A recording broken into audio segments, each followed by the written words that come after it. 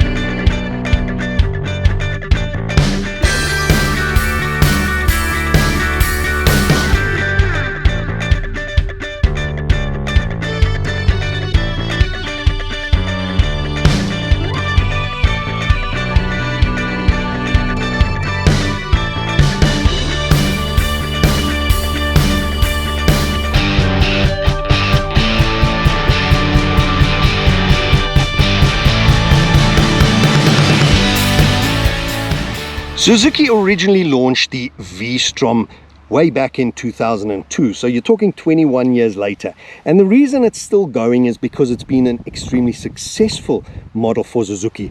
You're talking in excess of 440,000 V-Stroms having been sold so far. And just recently Suzuki launched the V-Strom 1050DE, which is the bigger sibling to this, the big adventure bike. And here they've launched the V-Strom 800DE. Now this offers you the same all-round capabilities as the bigger sibling, but with a smaller capacity motor middleweight category. Now I always say, for the spirited and advanced riders, if you buy a 500 or a 650, you sort of run out of power, and within 2 years you always end up selling the bike and upgrading. You want that spirited ride. And I think with these 800 motors of today, and especially being a twin, it gives you that high torque, and that's what you want, a torquey motor for the spirited ride. Really fantastic combination. It's not too small, but it's also not too big for daily practicality and use. Also good for fuel efficiency with the price of fuel today. Now it gives you the same all-round capabilities, like 220mm suspension, travel front and rear. But let's get into the specs, starting with the motor. Looking at this, it is a Euro 5 motor, 4-stroke parallel twin double overhead cam, 4 valves per cylinder, liquid cooled wet sump. Exact cc is 776 cc. Liquid cooled, the radiator is really nicely tucked in here, the dual header pipes coming out, single exhaust. Nice package. And it's a Euro 5, so very fuel efficient, and the power output, max power output, is 83 horsepower, 62 kilowatt at 8,500 RPM. But this being an adventure bike and a twin, you have 78 Newton meters at a low 6,800 RPM, and that's the fun part of this bike. Wet multiplay clutch, 6-speed gearbox, final drive chain. Now when you come to the suspension, Fully adjustable showers upside down, and as mentioned before, 220mm travel. The rear being a monoshock, fully adjustable with a remote reservoir, 220mm travel. Over here you can see where you set that. Your brakes up front, you have dual discs up front, 310mm discs with ABS, 2-piston caliper Nissans. At the rear, a single disc, 260mm diameter, and a single piston Nissan, also ABS, which is switchable on and off. When it comes to wheels, in traditional adventure bike, 21-inch front, 17-inch rear, aluminium with wire spoked wheels. It's 21 17-inch, shod with a 90 and a 150. Seat height, it's quite a tall bike at 855mm. Ground clearance is a proper 223mm. The wet weight is 230 kilograms on this bike, and the fuel capacity is 20 liters. So really decent fuel capacity on this bike, and with the economy of a Euro 5 motor, that gives you proper range to do touring. Now, what I mentioned earlier about a lot of technology being thrown at this middleweight segment, you're talking about the Suzuki Intelligent Ride System on this bike. You have the 5-inch color TFT LCD display, the advanced electronic control, Suzuki drive mode selector, traction control, with the G gravel mode option. You have the rear ABS, which you can switch off. You have the bi-directional quickshifter up and down. Yes, that's as a standard. The low RPM assist, which I'll demonstrate a bit later. The LED headlights, and if you look at that LED, the stacked headlights, very much if you see, it's reminiscent of that GSX-8S, that sport, that Street Fighter naked Suzuki has. LED turn signals, LED headlight and tail light. You have your ride-by-wire throttle, and as mentioned, your 3 riding modes: ABC, active, basic, comfort, and your 3 traction control modes with the G. So the G you can switch off. It gives you a certain amount of slip at the back, but does catch you. When it comes to the colors, you have 3 options, this being the glass matte mechanical gray with the black rims. Then you get the champion yellow with the gold rims front and rear, and then the third option being the glass sparkle black. Now, this bike in front of me here, the 2023 Suzuki DL, the V-Strom 800DE, stock standard in front of us. Yes, all these guards over here, this little screen in front, all standard. It can be adjusted in 15mm increments, 3 settings with an Allen key, unfortunately not on the fly. And you get these big heavy duty steel foot pegs with the rubber inserts to remove some vibrations. So as you see it, stock standard. And that little bash plate over here, however, it is in plastic, could have been aluminium, but you can definitely upgrade and put a center stand, put a bigger bash plate, panniers, and really make it an hardened everyday adventure bike. But as a standard package, fully kitted out, I think it is a competent bike, gives you all-round capabilities of the bigger adventure bikes, and the motor is something that is not too much and still very practical for everyday use. So enough waffling from my side, let's jump on and let's go for that ride. Now, while I'm standing here, before I get going, I just want to show you, at my 6-foot frame, the foot is not entirely flat, but knees are bent, so I am very comfortable. The bike is fairly slim over here, the seat is tapered, so it is extremely comfortable. If you have a look at this tank, it's quite bulky, 20 liters, a good capacity, but it's a nice tank you can grab on, especially when you're standing up. The handlebars come up nicely. I'll show you. You can stand up without having to lean forward too much. That TFT 5-inch full color LCD, stunning, gives you all the warning, tells you service in 112 kilometers. It gives you your RPM, your speed, your gear selection, your fuel range, your temperature, your outside temperature, engine temperature, traction control. I've got it on G for gravel because I'm on the dirt, and your ABS function and your traction mode, everything. To find neutral, also extremely easy on this motorcycle. As I mentioned earlier, the screen is 3-stage adjustable in 15mm increments, however with an Allen key, so not on the fly. If you want to change anything else with a mode button, you can flick through your traction control here, your rider modes, your ABS, all with a button, and you toggle up and down. Really simple. Your indicator and otherwise controls, very, very simple. The easy start, I don't need to pull clutch, and as mentioned earlier, finding neutral on this bike, simple. The low RPM assist, for example, if I don't touch the throttle and I just let go of the clutch, you see this bike doesn't stall, it just pulls off in the low RPM. So stunning for novices. And even a novice, you think 800 is a big bike, but it's not, because with the rider aids and traction control settings and the ABS, you can learn on a bike like this and grow with a bike and just change your rider mode settings. So all round, a comfortable and competent motorcycle. And if you're off the beaten track like this, riding on gravel, the suspension travel of 220 is absolutely stunning. It soaks up everything. The seat is firm but thickly padded.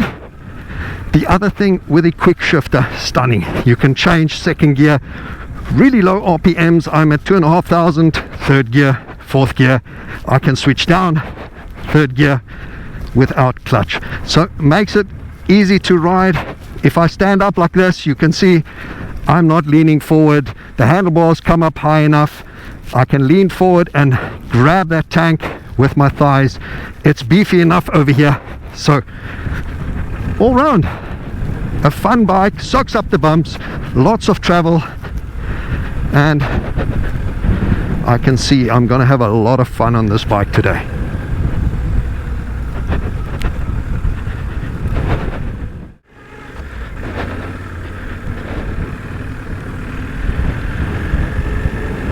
Riding this bike off-road, gravel track and a path is stunning. This is where this bike belongs, and it behaves so well. In the standing position, you can just flick through the gears, and bike looks good, feels good. It's ultra modern. That torquey motor from lower RPM, you don't need to rev it. And especially here on gravel, you've got good control. The throttle response, as you feed it, it's not giving you too much. As you feed it in, it definitely gives you what you're looking for in acceleration. Not scary in any way.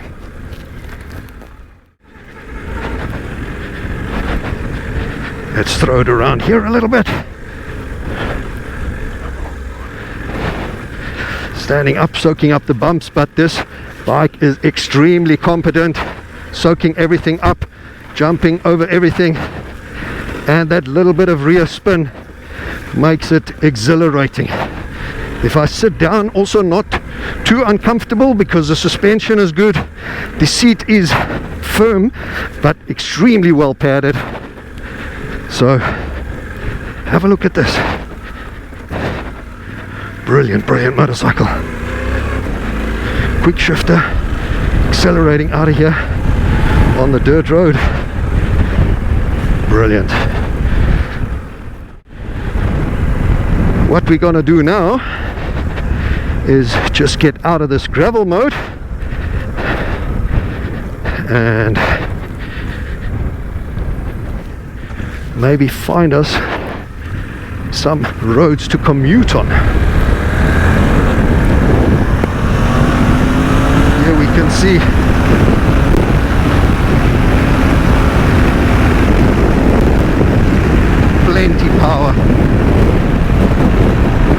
plenty power on tap on this motorcycle.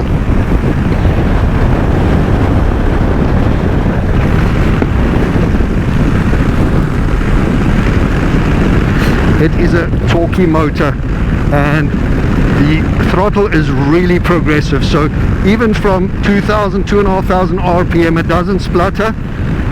It pulls you out nice consistently. Power is linear and the throttle is very predictable. It is very responsive and it's accurate, ride by wire, so constant, smooth and linear. Torquey motor, plenty power, smooth motor I must say. Minimal vibrations, really nice vibrations. You can feel it if you clamp the tank with your thighs, but very little vibrations as such.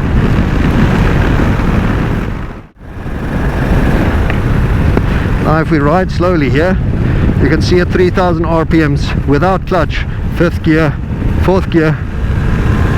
So at low RPMs this gear shift works, and as you get up it works even smoother.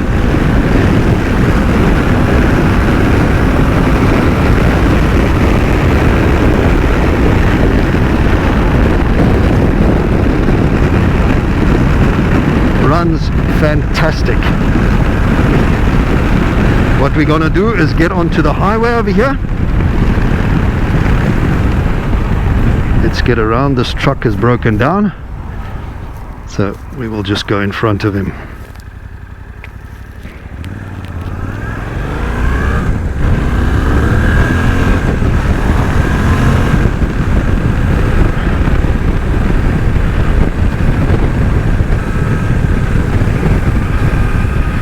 Bike runs nicely, handles well, keeps its line. I'm going to misbehave a little bit here and blow past, tuck in a bit.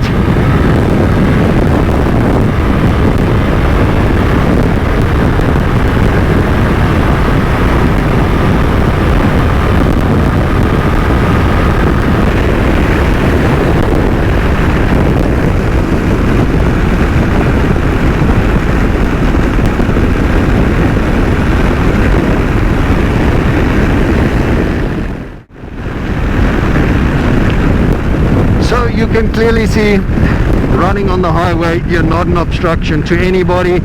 You can get to illegal speeds on the on-ramp. It accelerates beautifully.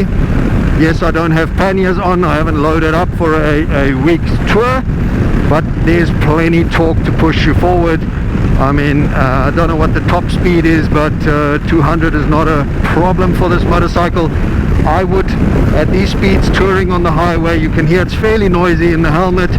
I would prefer a bigger screen maybe to get a little bit more wind protection, but that is if you're doing a lot of highway travel and speeds of 100+ kilometers per hour. So you're not a moving obstacle. Plenty punch out of corners, throttle extremely responsive. You got to get used to it.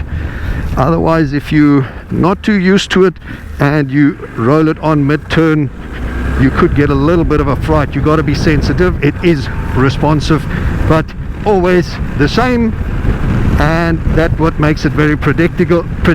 The power being linear, and a joy, a real joy. I love these torquey motors because that's what we're looking for. And especially in an adventure bike. Wow, what's going on with the traffic today? The seating position is ultra comfortable, like uber comfortable. Seat is a single seat but dipped for the rider. The pillion sits slightly higher, so lots of space ergonomically. I can move forward and have weight forward, elbows out, or move back just where the dip sits of the seat. Very comfortable. Move feet forward so the heels hook in, so it's more of a mid-mounted position, or get into a more sporty position. But there you could see in 5th gear, just roll on and plenty punch. Fantastic. Cockpit is ultra modern. I love this TFT with a black background, with the colors, very bright colors, light blue, dark blue, the reds. All the information is there. I mean, a 5-inch could be considered a little bit small nowadays, but it's actually not. Once you know what you're looking for, you find it easily because of the colors and more information. If I were to give you the full list of information that you can read on the display, I would have to read it off a notepad. Then also the controls, tactile, user-friendly, even with thick gloves like this, very easy to get hold of, and you can feel it click, engage, and so brilliant from that point of view. No complaints. The handling of the bike is fantastic. The quick shifter makes this riding experience pure joy. With this perky motor, I absolutely enjoy it. It's very similar to the, or I think identical to the Suzuki GSX-8S, that Street Fighter. Fantastic motor, same specs when it comes to horsepower and newton meter torque. I think the sprocket at the rear is different, so it gives you slightly different feel on it, but brilliant. I think this suits this bike. Definitely what I said earlier in the episode is you're not going to be wanting for more when you're riding a 500, 600, 650s. You sort of tend to like, when you're in traffic and you want to push forward and get that gap, you're lacking a little bit. Or if you want to go for a spirited ride, you just want that little bit more. So you could outgrow a bike like this. This 800cc with a high torque, low RPMs, I think this is a bike that you're not going to outgrow, not going to get tired of, not be lacking or wanting. You can do a easy gentle commute like I'm doing here. You don't even have to worry.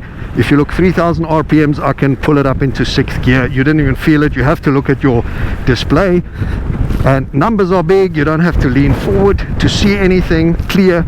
Reflections absolutely minimal. If I move over like this, so you have the reflection of the sun, I can still read it here in my, creating some shadow. It is brilliant.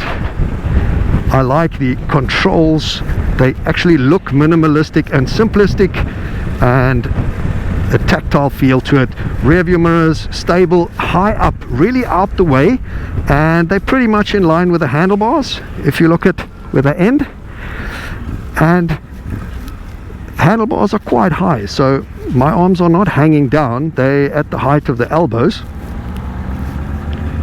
But that's that handlebar coming up like that, and that's brilliant for standing up. So if you're touring for a longer period of time, or you're on a really bad undulating road, you can stand up. You're not leaning forward, you're not hunched over, you're completely in control of the bike and comfortable. So you can, even on commuting on the longer roads, be standing up and be comfortable for a longer extended period of time.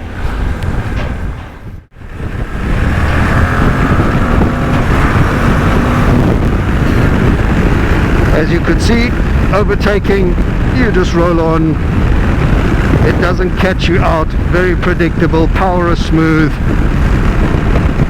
I think the motor, gearbox, quick shifter is a brilliant combination, and that's what I said on the GSX-8S as well. I must say I'm a big fan of this power plant, and it is apparently the brand new Suzuki compact parallel twin. So fantastic job. It is smooth, minimal vibrations, and fantastic responsive motor. I love the gearbox. It's easy to get the gears, no false neutrals, and the quick shifter bi-directional up and down, yes, as standard. So brilliant. When it comes to the levers of brakes and clutch lever, you really only need the clutch lever when you come to a traffic light or stop street, but it's firm, but not firm to the point that you get forearm pump. So you're in control of it, you know you're grabbing it. The brakes definitely strong enough for this capacity motorcycle and the speeds you get. However, with this long travel, I have found that you get quite a bit of dive in the front, but that's to be expected if you have 220 more travel on the front forks and you really hang on the front anchors, you would get a little bit of dive. So nothing untoward there, but with the ABS you definitely feel secure and in control.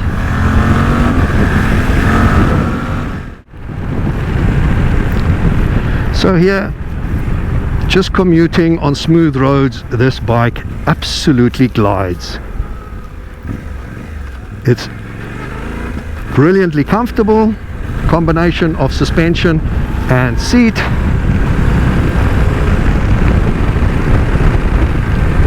This is really a surprise, this package.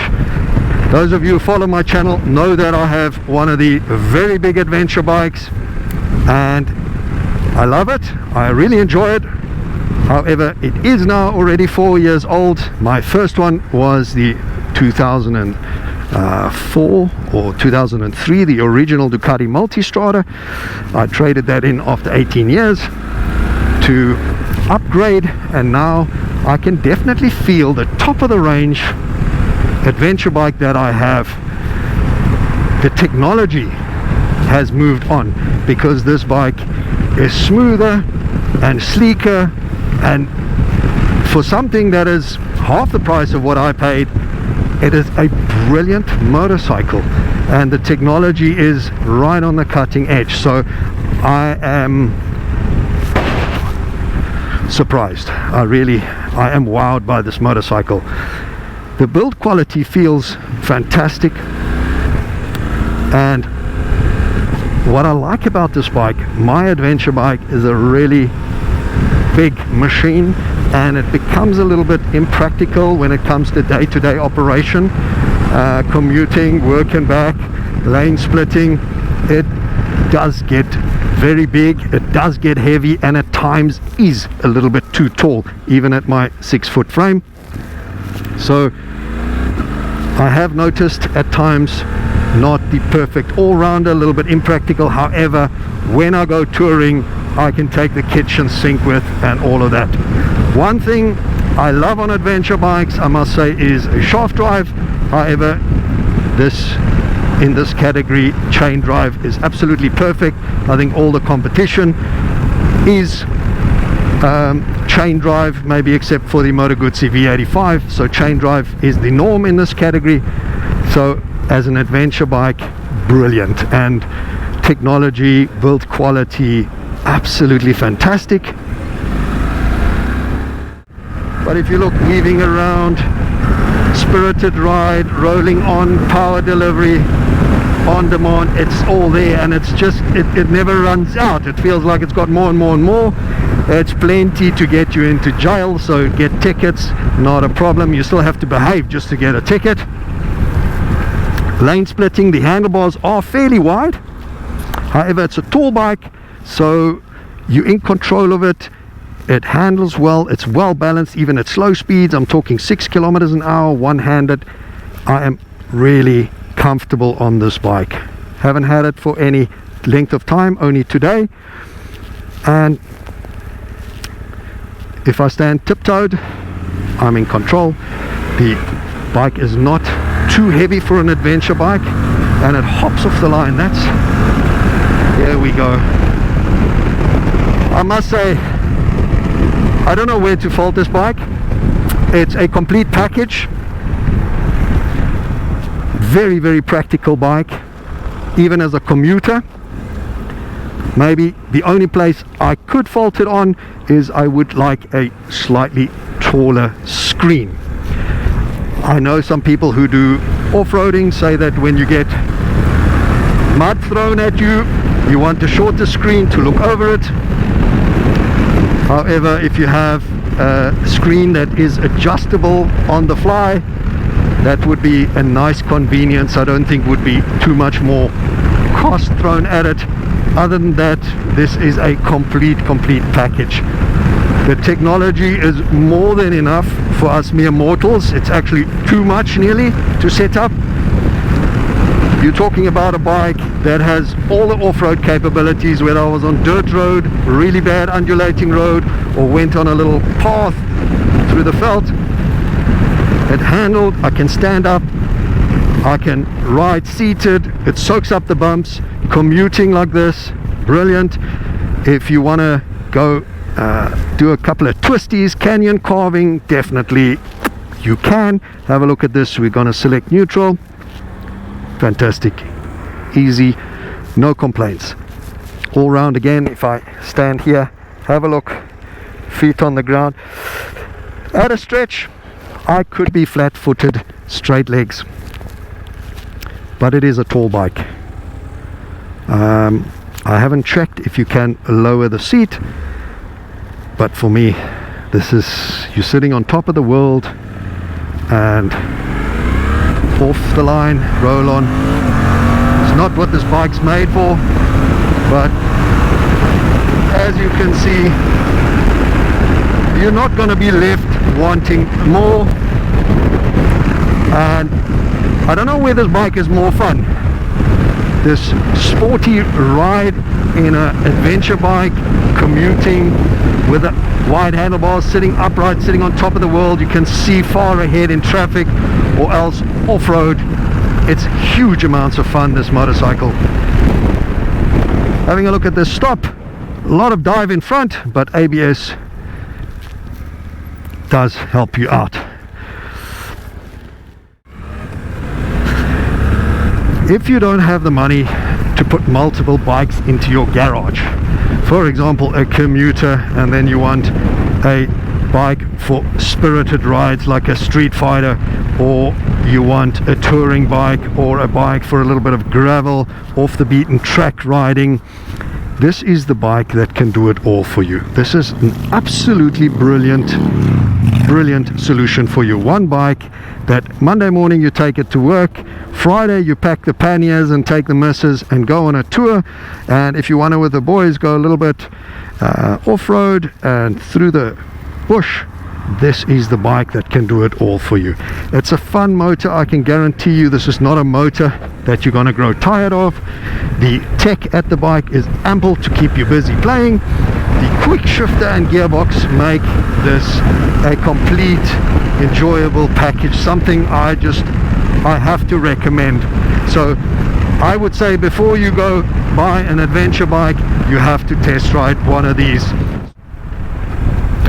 Guys, I hope you enjoyed this ride and review of the 2023 Suzuki V-Strom DL800DE adventure bike with me, a middleweight class bike adventure. Absolutely brilliant motorcycle. I hope you enjoyed the ride and review with me. If you did, please remember, hit that like button, give me a thumbs up. Most important of all, guys, please hit that subscribe button to help me build the channel, and if you like, the reminder bell so you always know when I'm uploading new content.